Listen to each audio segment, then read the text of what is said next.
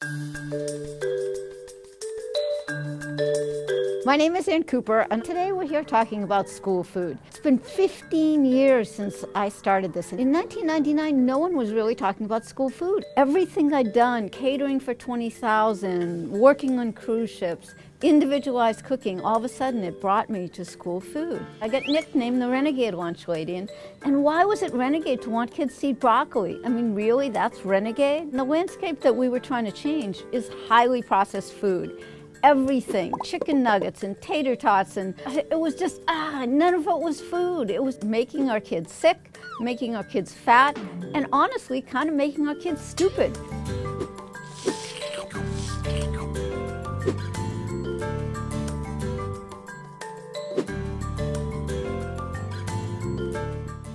The kids don't know where their food comes from. They think that a peach comes out of a can, or an apple is actually sauce, and they don't realize that, peaches grow on trees, or that potatoes can be served in a multitude of different ways other than a French fry. We understood that there were 5 big issues: food, finance, facilities, human resources, and marketing. Food, where were they going to get it? How were they going to buy it? What were they going to do with it? Finances, how do we pay for it with $1? $1, We spend $4 or $5 more on adult beverages than we do on our kids' lunches in schools. Facilities, most of these kitchens didn't have them anymore. And lunch ladies that have been in these schools for 20, 30 years, using box cutters and can crushers to open frozen packages of chicken nuggets and canned green beans. How do we teach them to cook?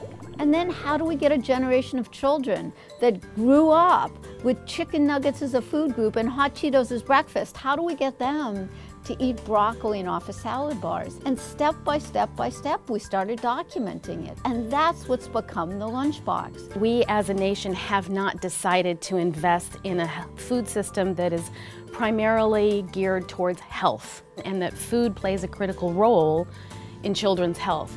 The problem with school food today is that there's too much processed food. And as we all know, there's no nutrition there. There's no fuel to keep the kids learning in the afternoon. What can we do about it? Get rid of it. We need to move to universal free school meals, where we serve meals as part of the school day. It would have not only social benefits and health benefits, but really educational benefits as well. We're seeing more and more school leaders realize the impact of a healthy meal on kids' ability to focus and learn. Knowing that kids really will eat vegetables sort of gets rid of that sort of idea that, oh no, they just want the simple food, white food, rice, pasta. They'll eat all this colorful, delicious, fresh food. If we want to save our children's health, probably our economy, and the planet, then we have to change the food system. We have to get back to our dining room tables. We have to sit together and eat.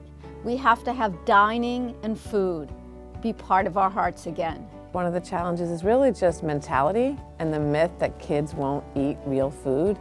And guess what? It's a myth. And Ann's proved it, and we're out here to try to prove that as well. Kids telling me, Chef, we can't eat the junk food anymore. We don't like the way it tastes. That's because we've changed their palates. We've made them understand what real food tastes like. I think the real goal is to make healthy school food and healthy food systems the norm. And the whole landscape has changed.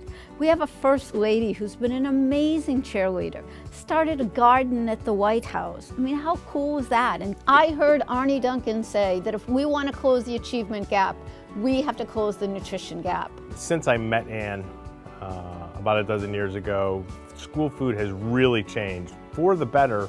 For the most part, I mean, there's more fresh fruits and vegetables offered. There's salad bars in schools all over the place. The percentage of 3 to 5-year-olds who are obese has gone down by 43%. There's still a lot of work to be done. It's going in the right direction. But we're going in the right direction. We need trained chefs who want to go into school food. That's how food's going to change.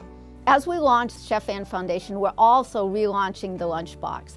And on the Lunchbox is going to be hundreds of kid-tested recipes for schools, menu planners, videos, educational models, a whole section for parents. All of the pieces that we talk about, food, finance, facilities, human resources, and marketing, the Lunchbox will have those solutions. That nutrition is seen as part of the core values of school, just like English and math and science. And when we do that, and when we have a generation of kids that grow up with that, we will have changed everything. And I can retire. There won't be any more Renegade Lunch Ladies.